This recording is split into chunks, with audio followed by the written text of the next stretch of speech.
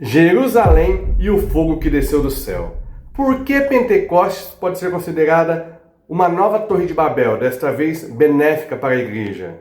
Como este evento histórico, ocorrido poucas semanas depois da paixão de Cristo, fez com que os cristãos, perseguidos sob olhares vigilantes dos judeus e dos romanos, alavancassem a Igreja Católica para o mundo. Poucos dias depois, após a ascensão de Cristo, os apóstolos ainda estavam atordoados e fascinados pelos misteriosos eventos presenciados na Velha Jerusalém, acuados por chicotes e cacetetes dos soldados, sempre lembrando, soldados do templo e soldados do Império Romano. Com razão, essa pequena igreja se encontra para rezar às escondidas, atrás de portas fechadas. Espiões tentando encontrar os seguidores de Cristo, que fora condenado como desordeiro e bandido, espreitavam pelas ruas e becos de Jerusalém. Não o desespero, mas a prudência os colocara reunidos dentro de uma casa junto com a Virgem Maria. E é aqui que o fenômeno acontece. É aqui, nas primeiras horas da manhã, que um fortíssimo estrondo semelhante à tempestade vai entregar o esconderijo dos cristãos, atrair uma grandiosa multidão de judeus e estrangeiros, fazer com que 3.000 pessoas sejam batizadas, vai empurrar a igreja de Jerusalém para o mundo e mostrar que São Pedro era o chefe dos apóstolos. Com certeza você nunca viu Pentecostes com este olhar. Pentecostes foi uma Torre de Babel invertida. Esse evento histórico mostra como os cristãos devem agir diante de uma sociedade que, como a nossa atual, se mostrava hostil às verdades de Cristo. E como essas famílias começaram a formar uma identidade católica. Por falar em identidade católica, vale dizer que esse projeto tem apoio cultural da Monte Petrino, camisetas católicas com estampas únicas e exclusivas. Jerusalém amanheceu fervilhando naquele dia. A cidade não tinha mais que 50 ou 100 mil habitantes, mas nas festas, como a de Pentecostes, podia facilmente dobrar ou triplicar sua população, e isso deixava as autoridades em alerta. E o evento místico, divino, que aconteceu numa casa simples, num bairro afastado, mostra que a presença de Deus, o foco na nova religião nascente, não está mais no Templo de Jerusalém, ou no mínimo, não mais somente nele. Nesta manhã, encontrava-se em Jerusalém judeus piedosos vindos de todas as nações da terra. Era a festa judaica da colheita, da renovação da aliança. Mas Jesus é a nova aliança e ele reuniu um novo povo. E os líderes deste novo povo, o grupo apostólico, estavam reunidos para rezar. Assim diz o texto: tendo-se completado o dia de Pentecostes, estavam todos reunidos no mesmo lugar. De repente, veio do céu um ruído, como o agitar-se de um vendaval impetuoso que encheu toda a casa onde se encontravam. Apareceu-lhes então línguas como que de fogo, que se repartiam e pousavam sobre cada um deles. Conhecemos essa história. Os apóstolos ficaram cheios do Espírito Santo e acontece o fenômeno de glossolalia. Aqui a Torre de Babel se inverte. No versículo 6, o texto diz assim: com o ruído que se produziu, a multidão se acorreu e ficou perplexa, pois cada qual o ouvia falar em seu próprio idioma. Ora, o estrondo como que de uma tempestade atraiu não alguns curiosos, mas uma multidão. E essa multidão não chegou lá e viu que não era nada e voltou para casa. Não. Eles viam o sobrenatural e por isso ficaram perplexos. E por isso vão ouvir a novidade que São Pedro lhes dirá. Já eu falo o que São Pedro disse para eles. E essa novidade fará com que, não todos, mas ao menos 3.000 pessoas desejem o batismo.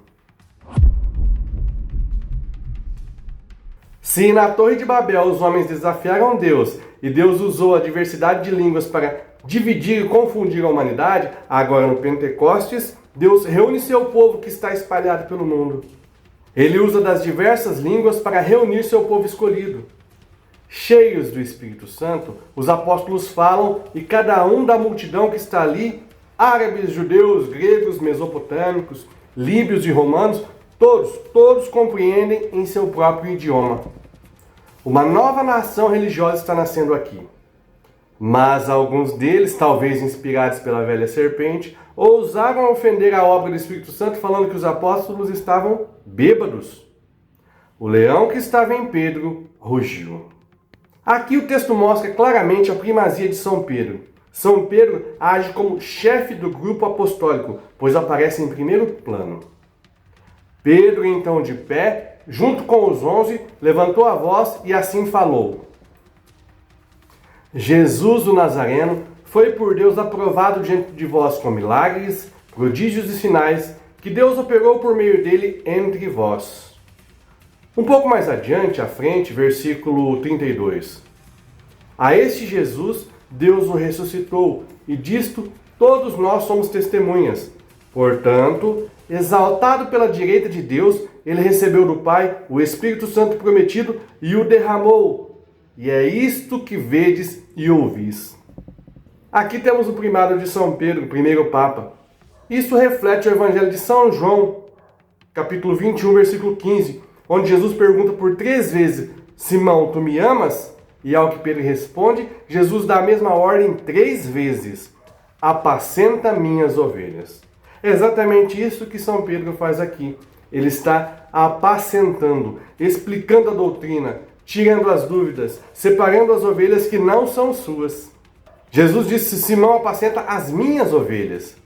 Temos uma hierarquia aqui. Pedro não possui ovelhas, as ovelhas são de Cristo.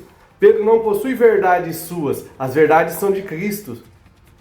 Como Papa atual, São Pedro é um dignatário, um representante de Cristo. Pedro não é nem o caminho nem a porta do céu, mas aquele que possui a chave. Pentecostes faz de São Pedro um leão e seu apacentar, sua explicação teológica do fenômeno que o povo está presenciando e sentindo no fundo da alma sem compreender, provoca a conversão e o batismo de 3.000 pessoas. Pedro explicou super bem. Me diz uma coisa, qual é o nome da sua cidade? Aí na sua cidade as pessoas compreendem o que os padres falam? Ou a maioria dos padres daí estão com medo de explicar as verdades absolutas? Escreva aqui nos comentários, mas seja respeitoso. Não cite o nome de pessoas. A partir de Pentecostes, a comunidade se fortalece e o número de conversões cresce a cada dia. É a igreja que abre caminho, sai para divulgar as verdades absolutas e suas convicções. São Pedro e os apóstolos vão curar cegos, paralíticos, serão presos, perseguidos e açoitados. Sofrerão perseguição na mão dos judeus, mas isso será testemunho de que estão no caminho certo. É uma igreja nova, uma nova aliança, um novo povo eleito que Cristo veio reunir. Tem uma música antiga da igreja que diz bem isso. Preste atenção. Que Cristo veio reunir. Não temos que olhar para a antiga aliança, temos uma nova aliança. Não temos que olhar para o atual Israel, que muito pouco tem da religião de Moisés, que já estava altamente deturpada na época de Cristo. Talvez por não terem um Pedro que as apacente, que ensine a sã doutrina, vez por outra, vemos muitos protestantes louvarem e venerarem o Estado de Israel de hoje como se ele fosse o Israel bíblico de Moisés. Não é. Pentecostes foi um divisor de água, o dínamo que impulsionou a igreja para o mundo. Abriu os olhos dos apóstolos para a evangelização dos povos. O falar poliglota, a glossolalia, mostrou que a língua das nações devem ser usadas para que o evangelho chegue a todos os povos. A história é fenomenal, se bem compreendida. Se você também acredita que a história da igreja tem o poder de fortalecer a nossa identidade católica, que entender os desafios que as famílias cristãs enfrentavam no mundo hostil ao catolicismo, nos ajuda a entender os nossos problemas atuais, no mundo também hostil ao catolicismo, já se inscreve no canal e assiste esse vídeo aqui, onde eu analiso as práticas das famílias romanas que chocavam as famílias católicas.